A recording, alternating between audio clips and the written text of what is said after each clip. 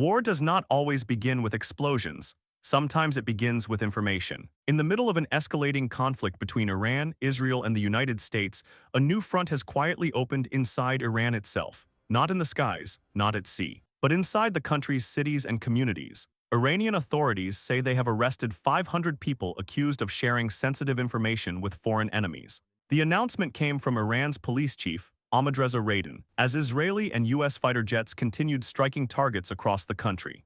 According to Iranian officials, some of the arrested individuals allegedly provided information that helped identify targets.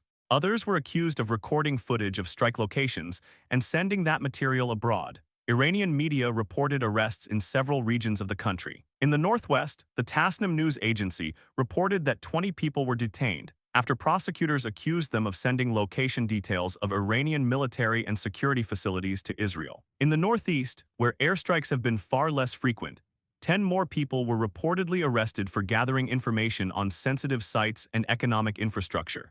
Authorities also reported arrests in the western province of Lorestan. Officials claimed that some individuals were detained for actions they said were intended to disturb public opinion during wartime. But behind these arrests lies a deeper story. Modern wars are not fought only with missiles and aircraft, they are also fought with data, intelligence, coordinates. In this conflict, Israeli strikes have increasingly targeted specific locations inside Iran.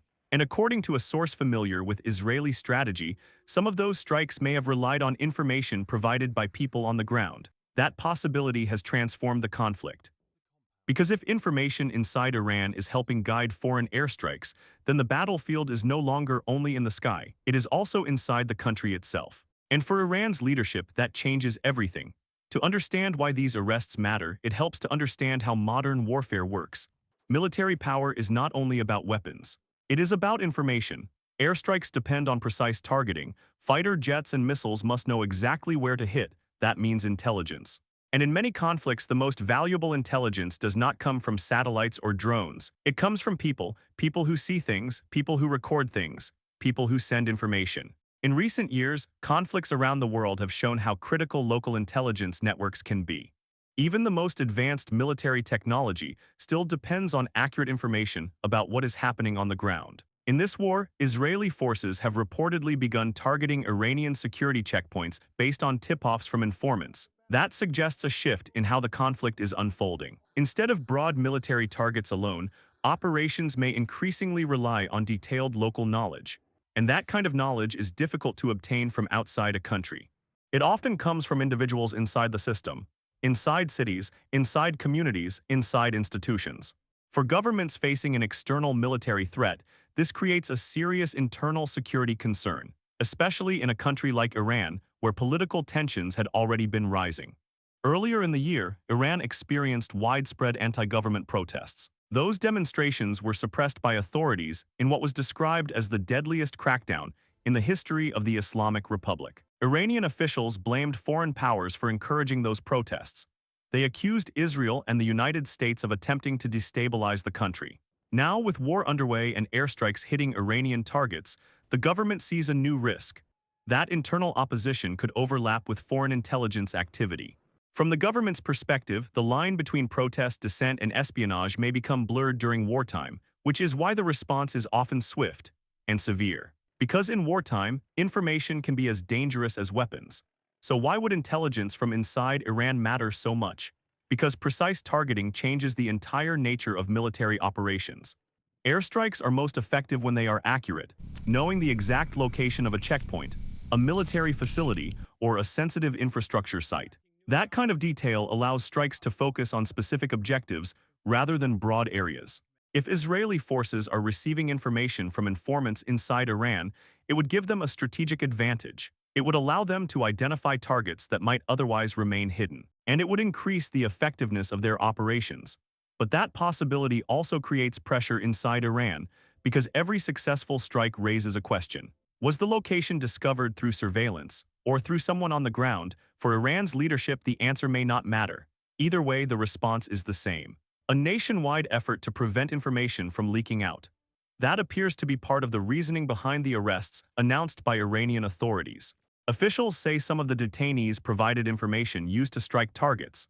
Others were accused of filming strike sites and sending those recordings abroad. The Revolutionary Guard's intelligence branch has also warned that foreign enemies may attempt to activate spies and mercenaries during the conflict. According to that narrative, the goal of those networks would be to destabilize the country while the war continues. In response, Iran is moving to tighten internal control. The arrests signal an attempt to disrupt any potential intelligence networks before they can expand. But this strategy also reveals something important about the conflict itself.